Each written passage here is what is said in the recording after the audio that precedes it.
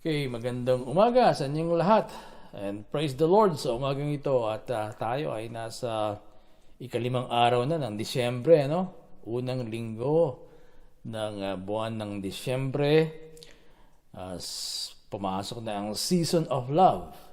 Panahon ng pangangaroling. Layo, no? Season of Love, panahon ng pangangaroling. Panahon ng pagmamahalan. Noong nakaraang linggo, tinalakay, hindi nung nakaraang linggo, kundi nung last time na pagtalakay natin dito sa ating pinapaksa, doon sa Matthew 22. Tinalakay natin ang paksa tungkol sa falling in love with God. At yun ay hango doon sa Matthew 22 verses 37 hanggang 39. At ngayong umaga, ang paksa natin ay may pamagat na Loving My Neighbor. Loving my neighbor. At kung lalagyan ko ng subtitle o subordinate title itong aking paksa ngayong umaga, ang gagamitin ko ay It's the only thing that there's just too little of. For loving my neighbor, it's the only thing that there's just too little of. So basahin natin itong Matthew 22 at simulan natin sa verse 34 hanggang verse 40 at babasahin ko sa Filipino Standard Version. Ang sabi dito, subalit nang mabalitaan ng mga Pariseo na napatahimik ni Jesus ang mga Saduseo, sila'y nagpulong at isa sa kanila na isang dalubhasa sa kautusan ay nagtanong sa kanya upang siya'y subukin. Guro, alin po ang pinakadakilang utos sa kautusan? At sinabi niya sa kanya, ibigin mo ang Panginoon mong Diyos ng buong puso, ng buong kaluluwa, at ng buong pag-iisip. Ito ang dakila at pangunahing utos. At katulad nito ang pangalawa. Ibigin mo ang iyong kapwa gaya ng iyong sarili. Nakabatay sa dalawang utos na ito ang buong kautusan at ang mga propeta. Panginoon, sa umagang ito, ikaw ang dakilang Diyos namin na nagmamahal sa amin at siyempre, nais mo rin ikaw ay aming mahalin at nawa ang aming tinalakay nung nakaraan ay hindi mawala sa aming isipan, lalo na ang hamon na ikaw ay higit pang mahalin. At ngayong umaga, Panginoon, turuan mo kami sa aming mga maririnig, mahamon din kami at kumilos kami na magmahal sa aming kapwa. Mahalin ang aming kapwa-tao. Iukit mo sa puso namin yan, Panginoon, at sikapin din namin sa aming bahagi na yan ay isa katuparan sapagkat yan ang isa sa dakilang utos mo, Panginoon. Pagpalain po ninyo ang aming pagtalakay ngayong umaga at sa inyong kalawalatian at kapurihan sa pangalan ni Jesus. Amen. Meron isang awit na sinimulang nilikha o likhain noong 1962 pero hindi na kompleto hanggang 1964. So parang aklat yung sinulat, 2 taon. Pero awit lang yun. Ang awit na ito ay sinulat ni Hal David at nilapatan naman ang musika ni Burt Bacharach. Nung nakompleto na yung komposisyon ng awit na yon, ito ay original na inalok kay Dionne Warwick para awitin at isaplaka o i-record. Pero dahil sa ilang personal na kadahilanan, ito ay tinanggihan ni Dionne Warwick at sa halip ang umawit at nag-record nito ay si Jackie DeShannon. Ito ay kanyang inawit at inirecord noong March 23, 1965. At matapos ang halos isang buwan, noong April 15, 1965, ang awit na yon ay inirelease sa public. Ang awit na tinutukoy ko ay ang What the world needs now is love. Sa awit na yon, ganito ang sinasabi ng unang bahagi at saka yung pangalawang bahagi. No? Ang sabi doon sa unang bahagi, what the world needs now is love, sweet love. It's the only thing that there's just too little of. What the world needs now is love, sweet love. No, not just for some, but for everyone. At doon sa pangalawang stanza, sabi, Lord, we don't need another mountain. There are mountains and hillsides enough to climb. There are oceans and rivers enough to cross, enough to last till the end of time. Sa awit na ito, kinikilala ni Hal David na ang daigdig ay meron ng marami na. Merong iba't ibang bagay, malalaking bagay, hindi na kailangan ng ano pa. Pero ang kailangan ay pag-iibigan dahil ito ang talagang kulang sa daigdig. So second verse ng awit, ang sabi sa Tagalog, Panginoon, hindi namin kailangan ang panibagong bundok. Marami ng bundok at kaburo lang sapat para akyatin. Meron mga ilog at karagatang sapat para tawirin. Sapat hanggang sa katapusan ng panahon. At pagkatapos dun sa chorus, ang sabi, ang kailangan ng daigdig ngayon ay pag-ibig, matamis na pag-ibig. Ito ang tanging bagay na talagang kulang.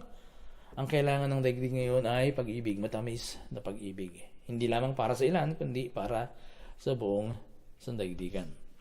Maganda ang mensahe ng awit na ito, lalo na nga nung inirelease ang awit na ito sa publiko noong 1965, nasa ika-10 taon na ang digmaan sa Vietnam o yung Vietnam War.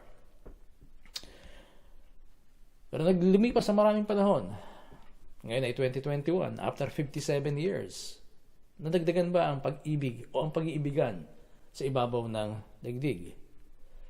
Okay, wag na ang daigdig.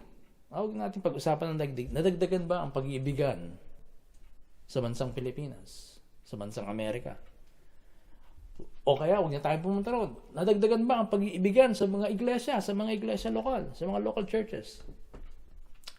What about in the neighborhood? Meron bang pag-iibigan in the neighborhood? Buti pa si Batman. Buti pa si Spider-Man your friendly neighborhood. Are we friendly to our neighbor? Do we love our neighbor as we love ourselves? At tulad ng iniutos ni Jesus, ibigin ninyo ang inyong kapwa tulad ng inyong sarili o gaya ng inyong sarili. Minamahal ba natin ang ating kapwa? O totoo sa atin yung sinasabi ng awit? Totoo sa ating puso na it's the only thing that there's just too little of. Sa puso natin, yun ang pinaka-kaunti, yung pag-iibig. Totoo kaya sa atin yun.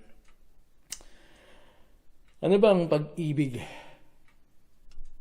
sa kapwa? Ano ba ang ibig sabihin na ibigin ko ang aking kapwa?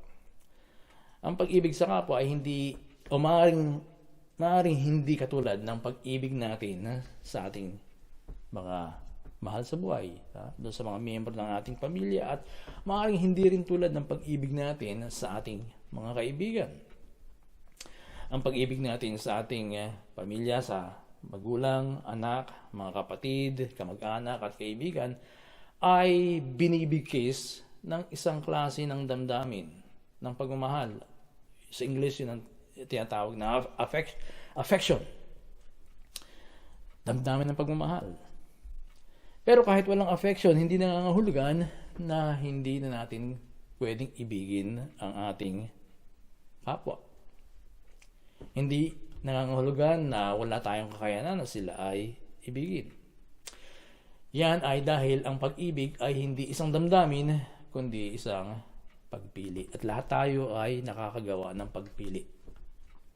Maaaring wala tayong ganong damdamin, pero we can choose to love. O ang affection o yung damdamin ng pagmamahal ay isang damdamin. Alam natin yun.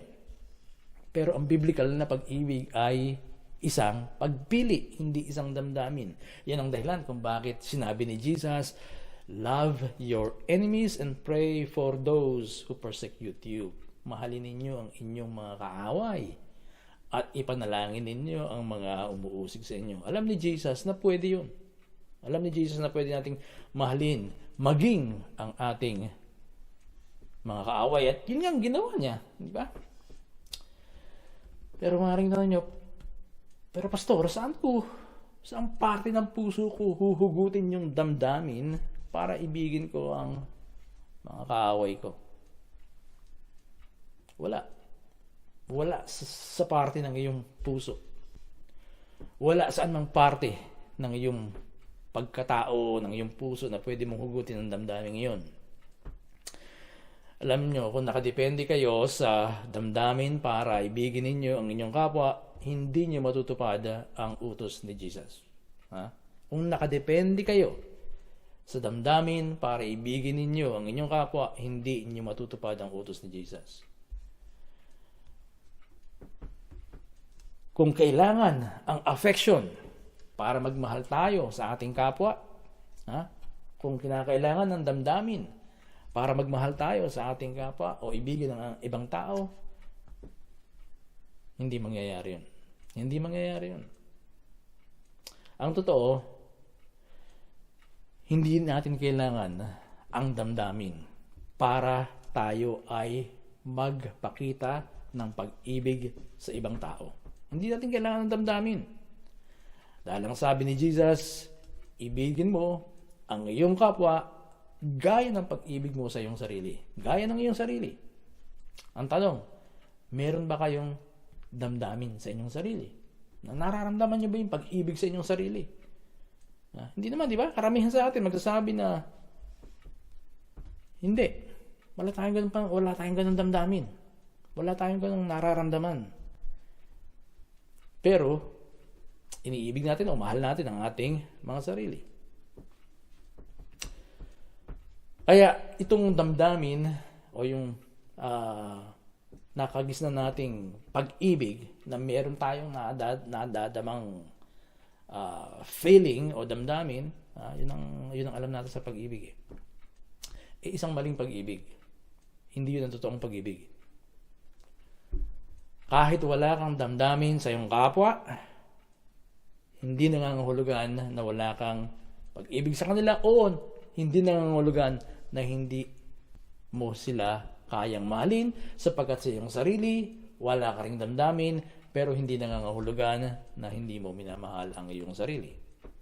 So, sa paanong paraan natin iniibig ang ating sarili? Sa paraan na gusto natin ang anumang mabuti at makabubuti para sa ating sarili. Yun ang gusto natin para sa ating sarili. Ang anumang mabuti at makabubuti para sa ating sarili. Ganun natin minamahal ang ating sarili. Hindi kinakailangan yung damdamin. Iniingatan natin ang ating sarili sa lahat ng masama dahil we care for ourselves. Mahal natin ang ating sarili. Sa paraan na iniingatan natin ang ating sarili, iyon ay isang larawan ng pag-ibig sa sarili. Iniingatan natin ang ating sarili mula sa anumang makasasama para sa atin. Ngayon, ang pag-ibig sa kapwa, yung sinabi ni Jesus, ibigin mo ang iyong kapwa tulad ng iyong pag-ibig sa iyong sarili, ay ganun din. Na gusto mo ang anumang mabuti at makabubuti para sa iyong kapwa. Hangarin mo ang kabutihan nila. Hangarin mo ang mabuti para sa kanila at ang ikabubuti nila. At huwag mong hangarin, huwag mong isipin ang anumang makakasama para sa kanila. So again, ano ang ibig sabihin ng pag-ibig sa kapwa? Ang pag-ibig sa ating kapwa ay hindi ang pagkakaroon ng affection sa kanila, bagamat maaaring meron nun, kundi ang paghahangad ng mabuti para sa kanila at ng ikabubuti nila at hindi ang paghahangad ng makakasama para sa kanila. At minsan yan ay sa pamamagitan ng pagtulong at pagkalinga sa kanila. Ngayon, tingnan niyo sa Lucas, Kabanata 10. Luke chapter 10, verses 25 to 37. Nagbigay doon si Jesus ng isang halimbawa kung paano kakalingain, paano mamahalin ang iyong kapwa. Sa verse 25 ang sabi, isang dalubhasa sa kautusan ang lumapit kay Jesus upang siya'y subukin. Guro, Ano ang dapat kong gawin upang magkamit ng buhay na walang hanggan? Tanong niya. Sumagot si Jesus, ano ba ang nakasulat sa kautusan? Ano ba ang nababasa mo roon? Sumagot ang lalaki, ibigin mo ang Panginoon mong Diyos ng buong puso mo, buong kaluluwa mo, buong lakas mo, at buong pag-iisip mo. At ibigin mo ang iyong kapwa gaya ng pag-ibig mo sa iyong sarili. Sabi ni Jesus, tama ang sagot mo. Gawin mo yan at magkakamit ka ng buhay na walang hanggan. Upang huwag siyang lumabas na kayahaya, nagtanong pa ang lalaki, sino naman ang aking kapwa? Sumagot si Jesus, may isang taong naglalakbay mula sa Jerusalem papuntang Jericho. Hinarang siya ng mga tulisan, hinubaran, binugbog at iniwang halos patay na. Nagkataong dumaan doon ang isang paring Hudyo. Nang makita ang taong nakahandusay, lumihis siya. Lumihis siya at nagpatuloy sa kanyang paglakad. Dumaan din ang isang Levita, ngunit nang makita niya ang taong binugbog, lumihis din ito at nagpatuloy sa kanyang paglakad. Ngunit may isang Samaritanong naglalakbay na napadaan doon. Nang makita niya ang biktima, siya ay naawa. Nilapitan niya ito, binuhusan ng langis at alak ang mga sugat at binendahan. Pagkatapos, isinakay niya ang lalaki sa kanyang asno at dinala ito sa bahay panuluyan upang maalagaan siya doon. Kinabukasan, binigyan niya ng 2 salaping pilak ang namamahala ng bahay panuluyan at sinabi, alagaan mo siya. At kung higit pa rin yan ang iyong magagastos, babayaran kita pagbalik ko. At nagtanong si Jesus, sa palagay mo, sino kaya sa 3 ang naging tunay na kapwa ng taong hinarang ng mga tulisan?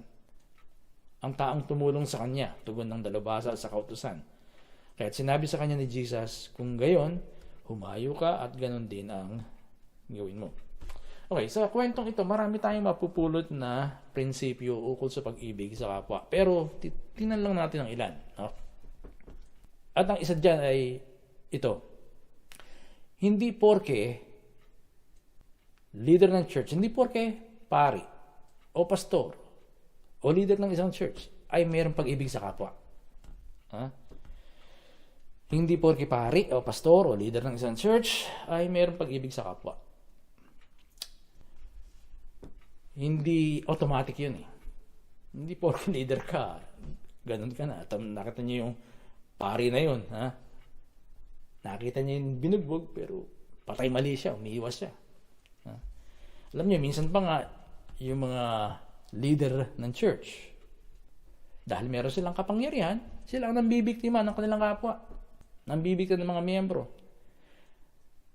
At yan ay totoo, mapapatunayan natin yan sa dinami-dami ng mga iskandalong kinasangkutan ng mga leaders ng iba't ibang iglesia. Makikita natin yan na love is the only thing that there's just too little of. Ang mga taong kanilang sinaktan ay nagpapakita lamang na kulang ang pag-ibig nila sa mga taong yun. Maaaring hindi sila katulad ng pari na yun na nando sa kwento, na umiwas para tulungan yung biktima ng krimen. Pero ang pagiging abusado sa kapangyarihan, ang pagiging corrupt, ang pang-aabusong sexual, ang pagiging gahaman sa salapi, ang lahat ng ito ay hindi larawan ng pag-ibig sa kapwa. Pag-ibig sa sarili, pero hindi pag-ibig sa kapwa. So, yun ang una. Pangalawa, hindi porke member ng church, ng isang church, o naglilingkod sa church, ay meron ngang pag-ibig sa kapwa. Hindi porke member ng isang church o naglilingkod sa church, ay meron ngang pag-ibig sa kapwa. Sa mata ni God, hindi mahalaga kung anong iglesia ka nabibilang, o hindi mahalaga kung anong iglesia ang kinabibilangan mo, hindi mahalaga kung sino ang pastor mo, o kung may pastor ka o wala. Ang tanong, iniibig mo ba ang Diyos at iniibig mo ba ang iyong kapwa? Yun ang malaking tanong eh. Sapagkat yun ang dakilang tanong. Yun ang dakilang utos ng Panginoon. Ang dakilang utos ay hindi pumunta ka sa church na yun o umattend ka sa church na yun o makinig ka sa turo ng pastor na yun. Hindi yun ang utos ni Jesus. Ang utos ni Jesus, mahalin mo yung Diyos ng buong puso mo, buong pagkatao mo, at mahalin mo ang iyong kapwa. Yun ang mahalagang utos, pinakadakilang utos. Tulad ng mga Levita ngayon, no? Ang mga Levita ay mayroong kakaibang ginagampanan, unique role, no? Kakaibang papel na ginagampanan sa tabernakulo at sa templo. Tayo din naman ay mayroong kakaibang papel na ginagampanan bilang mga Kristiyano. Tayo ay mayroong kakaibang papel na ginagampanan dito sa ibabaw ng lupa. Na tayo ay dapat na maging asin at ilaw. Siyempre, alam natin yun. Sa ating paligid, tayo ay mayroong mahalagang papel na ginagampanan. Ano yun? Ang pagtupad sa tungkuling ito na ibigin natin ang ating kapwa na sila ay tulungan, kalingain, yan ang ating papel na ginagampanan sa ating kapaligiran, na mahalin ang ating kapwa. Yan ang mahalaga sa Diyos. Hindi kung saan tayo iglesia na bibilang o hindi kung sino yung pastor na nagtuturo sa atin. Pangatlo, ang pag-ibig ay kadalasang nakikita sa pagsasakripisyo ng isang nagmamahal. Ang pag-ibig ay kadalasang nakikita sa pagsasakripisyo ng isang nagmamahal. Pagsasakripisyo. Sa katunayan, ang tunay na pag-ibig ay mayroong kasamang pagsasakripisyo. Pag sinasabi mong mahal ang isang tao pero hindi ka handang magsakripisyo para sa kanya, yun ay affection lang. Yun ay damdamin lang. Pero walang talagang pagmamahal. Tingnan niyo yung Samaritano na yun. Yung Samaritano, tinuturing silang mga second class lamang. Hindi nga nakikipag-usap ang mga Hudyo sa kanila. Hindi kinikilala ng mga Hudyo na sila talagang sumasamba sa Diyos. Pero ang Samaritanong ito ay nagsakripisyo. Hindi lamang ng pera, pati panahon. Nag-ukol siya ng panahon. Hindi niya lang dinala yung biktima doon sa bahay panuluyan, kundi bumalik pa uli siya. Isipin niyo, nakita niya yung biktima doon, nasa kalsada. Nag-ukol siya ng panahon, kahit na marahil busy siya, meron siyang pupuntahan, pero nag-ukol siya ng panahon, kinuha niya yon, hinugasan niya yung sugat, binuhusan niya ng alak para i-sterilize, tapos dinala niya sa panuluyan. So yun ay, yung panahon yun, wala namang kotse. So panahon yun, yung kanyang ginugol doon, dinala niya sa bahay panuluyan. Hindi lang yun, bumalik pa uli siya. Kasi ang sabi doon sa kwento, pagbalik niya kinabukasan, binayaran niya yung may-ari ng bahay panuluyan. Pagkabayad niya, sinabi niya doon sa... So yun, nag-google na siya ng salapi. Hindi lang panahon, kundi nagbigay pa rin siya ng salapi niya. Pagkabayad niya doon sa may-ari ng bahay panuluyan, na ang binayad niya, katumbas ng 2 araw na sweldo nung panahon na yun. So binayad niya yun, at ang sabi niya, kung mahigit pa dyan ang magagastos, babayaran kita pagbalik ko. Ibig sabihin, babalik pa uli siya. So talagang inalagaan niya, kinalingan niya yung taong binugbog na hindi naman niya kamag-anak. At ito ay Samaritano. Samantalang yung dalawa, miyembro ng kinikilalang church noong panahon na yun. Sila yung mga Hudyo, kinikilalang relihiyon. Alam niyo, kung tayo ang susulat ng kwentong yun, maaaring ganito ang maging katapusan ng kwento. Nilapatan ng Samaritano ang biktima, binuhusan niya ng langis at alak ang mga sugat at binendahan.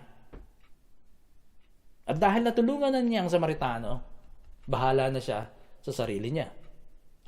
Dahil natulungan niya na yung biktima, bahala na siya sa sarili niya. At siya ay nag-selfie sa tabi ng binendahang biktima. So, ganyan tayo ngayon eh. No? Hindi tayo makaiwas doon sa pagtutulong tayo, hindi naman lahat, mayroong mga tao doon na hindi makaiwas doon sa pagtutulong sa kapwa, may kasamang camera. At tuwang-tuwa pag naging viral yung video o yung picture na yon. But when you truly love somebody, you will be willing to make some sacrifices. When you truly love somebody, you will be willing to make some sacrifices. Don't talk about love if you are not willing to make a sacrifice.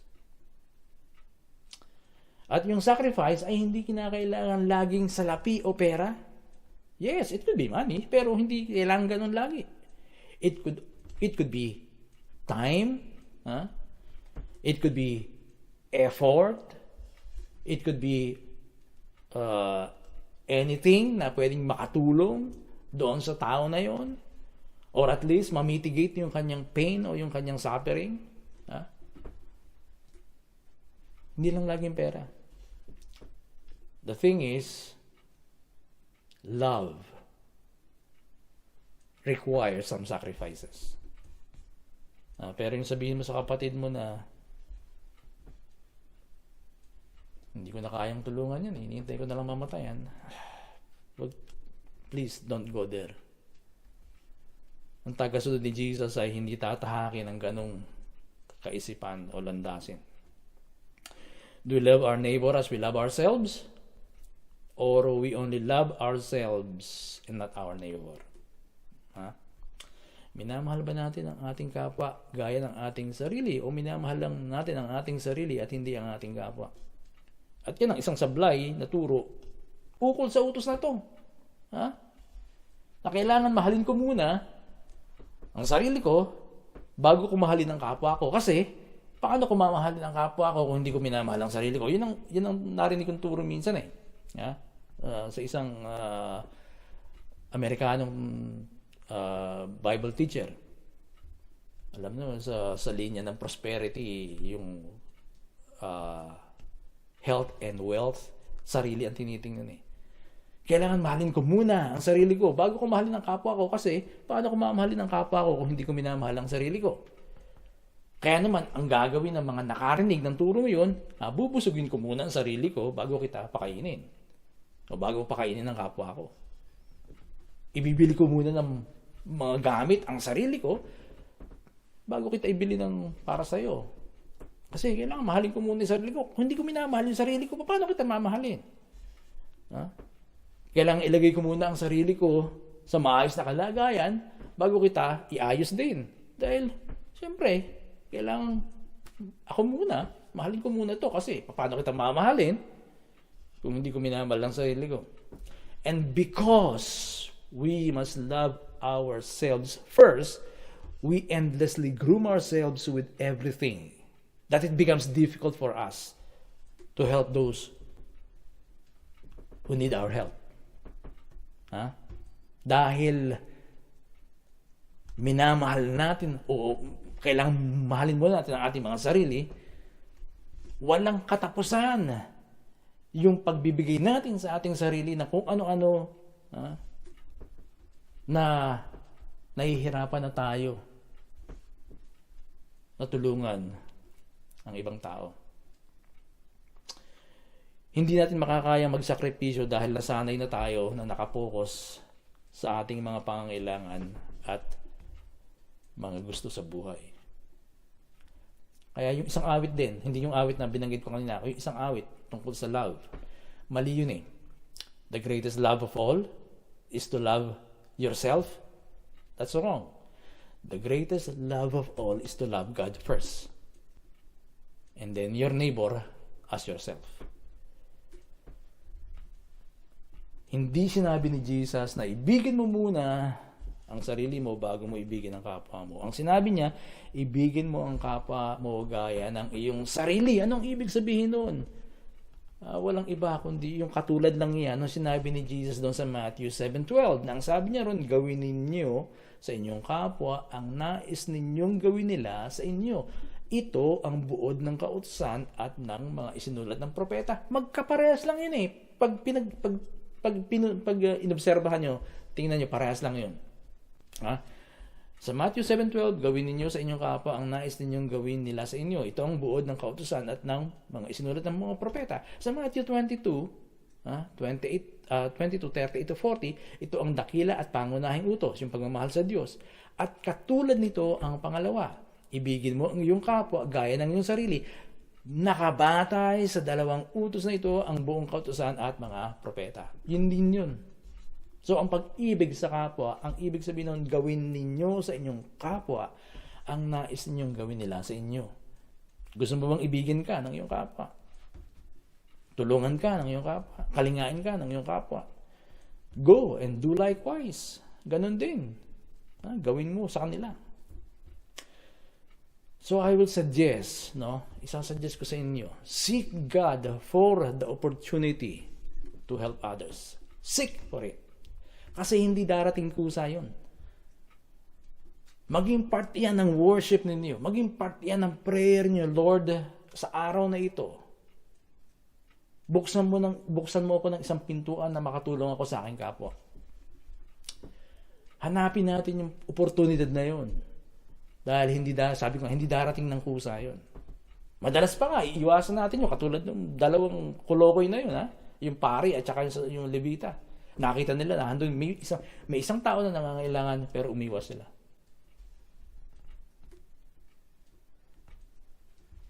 But if we seek God for it, He will direct us to the right people. Alam ko, totoo yun na minsan na nagpe-play safe tayo di ba? Kasi maraming manluloko. Pero kapag yun laging kaisipan natin, manluloko lang yan, manggagancho yan. Pag ganun lagi ang kaisipan natin, hindi tayo magkakaroon, hindi natin makikita yung opportunity na tumulong sa kapwa. Hindi natin makikita yung opportunity na yun. Kasi ang lagi naisip natin, lolokohin tayo. Pero sabi ko nga, but if we seek God for it, He will direct us to the right people. At sa panahon ng pandemic, ano ang isang paraan para maibigay natin ang mabuti sa ating kapwa? Ano ang isang paraan para maibigay natin ang mabuti sa ating kapwa?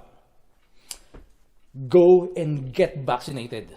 Hindi ito tungkol sa itong topic na ito hindi tungkol sa vaccination. Nabanggit ko lang ito kasi yan ang isang paraan para ingatan natin ang ating kapwa. Magpa-vaccine din tayo. Hindi para sa ating sarili, kundi para sa kapwa natin. Masakit, pastor. Sacrifice. Do you care for others? Get vaccinated. Do you desire the good of others? Get vaccinated. Ang pagiging Kristiyano ay hindi lang pagdalo sa iglesia o sa church. Kung dumadalo pa nga kayo, Ang pagiging Kristiyano ay hindi lang pagpapost ng mga Bible verses sa social media. Ang pagiging Kristiyano ay pagtulad kay Kristo. Alam nyo, sa loob ng 38 taon, 38 years na pagiging Kristiyano ko, meron ako isang napakahalagang na-discovery tungkol sa pagiging Kristiyano. Napakahalagang discovery. Alam nyo kung ano yun? Ito yun. It is more important to be Christ-like than to be a Christian. Ulitin ko, it is more important to be Christ-like than to be a Christian. Considering our understanding of the word Christian nowadays, becoming Christ-like should be our aim and not merely becoming a Christian. Maraming Christian churches sa Pilipinas. Caloocan Christian Church, Malabon Christian Church, Nabotas Christian Church, Valenzuela Christian Church, Kamanaba Christian Church. Mga Christian Church, marami. Pero sana ang GTCC, kahit na anim na lang ang dumadalo, nagkaubos na yata. Ang GTCC nawa ay maging Grace and Truth Christ-like church. Kahit nakakaunti, kung Christ-like naman lahat at yun ang pursuit, yun ang talagang inaatupag, doon nakafocus, mas nag-glorify si God doon. Imagine, pangalan natin, gawin natin Grace and Truth, Christ-like Church. GTCC pa rin. Alam ko na wala sa pangalan yun. Hindi naman yung kahit anong pangalan lagay natin yun eh. No? Hindi naman sa pangalan yun eh. At wala rin sa bilang yun. Kung talagang umuusad kayo sa pagmamahal ninyo kay God at pagmamahal ninyo sa inyong kapwa at nagmamahalan kayo sa isa't isa kahit ilan lang kayo, sa mata ni God, aprobado kayo katulad ng pag-approve niya sa 1,000 Kristyano na nagmamahalan din, umuusad din sa pagmamahal nila kay God at umuusad din sa pagmamahal sa kapwa.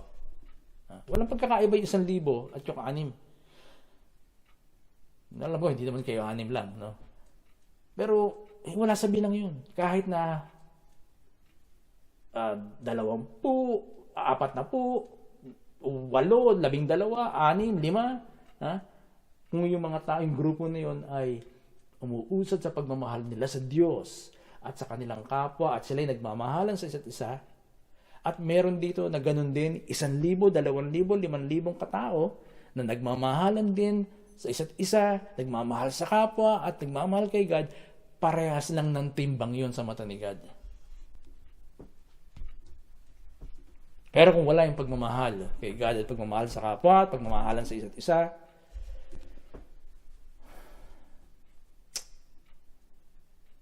hindi na iglesia yun. Because the church should be loving each other, yung mga miyembro, and they should be loving God as well. Doon tayo patungo, yun ang pinaka-aim, to become Christ-like. Hindi mahalaga yung bilang para bigyang kaluguran o kasiyahan si God. Ang mahalaga ay paano tayo nagmamahal sa Kanya, at paano tayo nagmamahal sa ating kapwa, paano tayo kumakalinga sa ating kapwa, paano tayo tumutulong sa ating kapwa. At yan ay pinakita ni Jesus. Kung paano. Ipinakita niya kung paano. Pinapakita din ba natin? O itinatago natin? Hanggang ngayon, what the world needs is love. Hanggang ngayon, it's the only thing that there's just too little of. Hindi lang sa mundo. Hindi lang sa loob ng isang komunidad. Hindi lang sa loob ng isang church. Kundi sa loob ng puso ng maraming Kristyano. It's the only thing that there's just too little of na dapat natin baguhin. Dapat tayo mga tagasunod ni Jesus ang maging promotor ng pag-ibig dito sa ibabaw ng lupa. Kung hindi tayo, sa palagay nyo, sino? Ang mga ateista? Ang mga komunista? Mga politician? Sino? Tayo. Tayo sa ating magsimula. Let's love God with all our hearts, and with all our soul, and with all our mind, and with all our strength. And let us also love other people the way God loves them. Mahalin din natin ang ating kapwa kung paano sila minamahal ng Diyos. And that is the true spirit of Christianity, and that is the true spirit of Christmas. Yun ang tunay na diwa ng Kristyanismo. At yun din ang tunay na diwa ng Kapaskuhan. Hindi yung mga disenyo, mga palamuti. Ano lang yun? Superficial yun. Mababaw yun. Ang mahalaga ay yung pagmamahalan sa isa't isa, pagmamahal sa Diyos, pagmamahal sa kapwa, at pagmamahalan sa loob ng iglesia. Tayo manalangin. Lord, sa tanghaling ito, we give you praise, we give you glory, at nais namin sabihin sa iyo, Panginoon, mahal ka namin. We love you so much, Lord God, at tulungan mo kami na magkaroon sa aming mga puso ng higit pang pagmamahal sa iyo. At hindi lamang sa iyo, Panginoon, kundi sa aming kapwa. Sa katunayan, Panginoon, ang pagmamahal namin sa iyo ay maipapakita namin sa pamamagitan ng pagmamahal namin sa aming kapwa. Turuan mo kami na kumalinga sa aming kapwa, hangarin ang mabuti sa kanila, hangarin ang ikabubuti nila. kahit hindi sila kaaya-aya, minsan nakakainis sila, Panginoon, pero Lord, bigyan mo kami ng ganong puso na hinahangad ang mabuti at ikabubuti ng aming kapwa. At turuan mo rin kami na mag-sacrifice ng kaunti para maipakita namin ang tunay na pagmamahal. We thank you, Lord, sa pangalan ni Jesus. Amen.